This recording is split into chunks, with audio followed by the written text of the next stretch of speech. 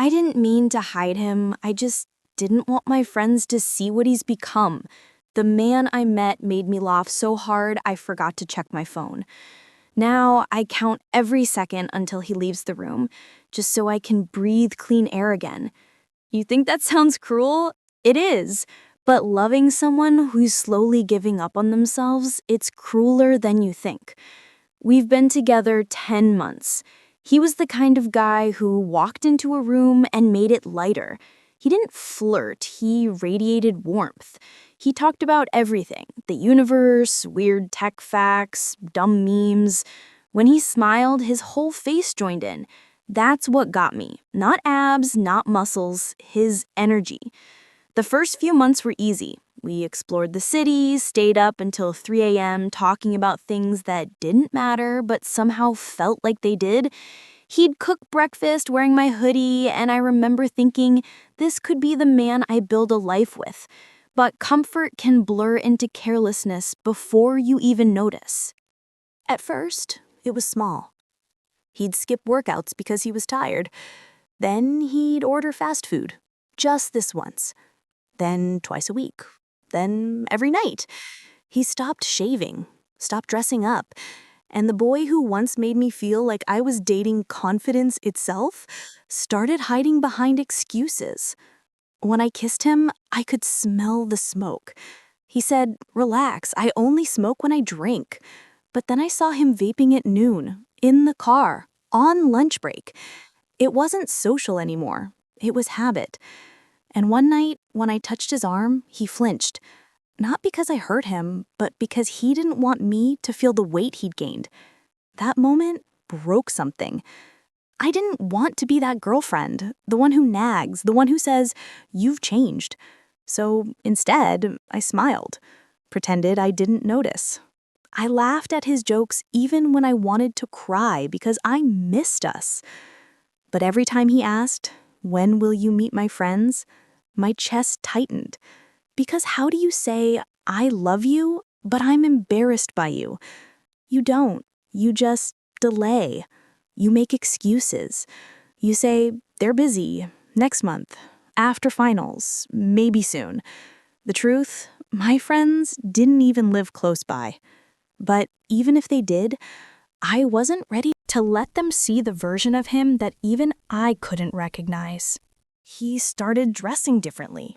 Rave clothes, neon shorts, mesh tops. I thought it was temporary, but he wore them everywhere, even to dinner. He said, "I feel comfortable like this." I said, "You look like you're about to DJ a middle school dance." He laughed. I didn't. His friends teased him, called him gangster glowstick. He laughed again, but I could see the hurt underneath. He wasn't confident anymore. He was pretending to be someone who didn't care what people thought, because deep down, he did. And then came the fire alarm. We were running late to a friend's musical. He said he'd use the bathroom. 2 minutes later, the smoke alarm started blaring. He was vaping. Inside my house. Before meeting my friends for the first time. I snapped. I yelled things I regret. I said, "You can't even go 3 hours without poisoning yourself?" He looked at me like I'd stabbed him with the truth. Maybe I did. The next morning, he didn't get defensive. He looked small, quiet. He said, "I'm miserable.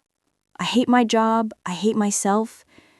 And in that moment, all the anger drained out of me. Because I realized he wasn't lazy. He was lost. He started talking about switching careers. I helped him brainstorm. He applied for new jobs, bought new clothes, switched from cigarettes to vaping, then from vaping to nicotine gum. He started cooking again, smiling again. He even joined a gym. For a few months, it felt like I had him back. The smell was gone, the energy was there, the spark was flickering again. I thought, this is it, we're coming back. But healing doesn't move in straight lines. He relapsed, started vaping again, started staying up late, scrolling instead of sleeping. He quit the gym after a week, said work was stressful, said he'd start again Monday. Except Monday never came. And that's when it hit me. Maybe I can't save him. Maybe loving someone doesn't mean dragging them back to the person they used to be.